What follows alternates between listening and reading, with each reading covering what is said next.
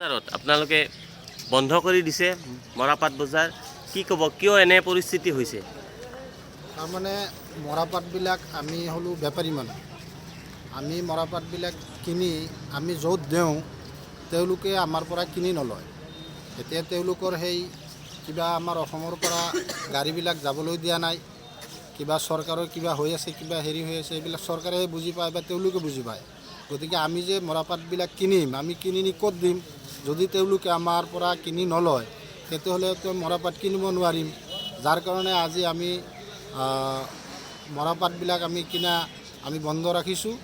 যে এতিয়া এই মৰাপাটবিলাক আমি কিনা বন্ধ কৰাৰ কাৰণে কৃষকসকলৰ এতিয়া মূৰে কপালে হাত দিব লগা হৈছে।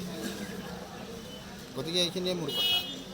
গতিকে এইখিনিৰ ব্যৱস্থাটো চৰকাৰে অনতিপলমে কৰিব লাগে, যাতে মৰাপাটবিলাক বিক্ৰী কৰিব পাৰোঁ, কৃষকসকলে যাতে ইয়াৰ পৰা সকাহ পায়, এইখিনি আমাৰ আবেদন। আপোনালোকৰ এই যদি দাবী মানি নলয় চৰকাৰে তেতিয়া পৰৱৰ্তী আপোনালোকে কি কৰিব বুলি ভাবিছে? তেতিয়াহ'লে আমি আৰু কিনি আমি কি কৰিম? আমিতো আৰু কিনা বেচা কৰিব নোৱাৰে। আল্টিমেটলি যাই কৃষকৰ ওপৰত তেতিয়া প্ৰেছাৰটো পৰি যাব, তেতিয়া কৃষকসকলে মৰিব লগা হ'ব। গতিকে কৃষক যদি জীয়াই নাথাকে তেতিয়াহ'লে আমি কেনেকৈ আমি জীয়াই থাকিম? আমি বেপাৰী কেনেকৈ জীয়াই থাকিম? আমি ৰাইজ কেনেকৈ জীয়াই থাকিম? চৰকাৰ কেনেকৈ জীয়াই থাকিব? গতিকে সদায় সকলো সময়তে কৃষকক এটা অগ্ৰাধিকাৰ দিব লাগে, তেওঁলোকৰ উপযুক্ত ফচলৰ দাম দিব লাগে, তেওঁলোকে উপযুক্ত মূল্য পাব লাগে। তেওঁলোকে যদি আহি সেইবিলাক মূল্যবিলাক যদি তেওঁলোকে নাপায় তেতিয়াহ'লে কৃষকবিলাকে খেতি নকৰে। খেতি নকৰিলে আমি কেনেকৈ চলিম?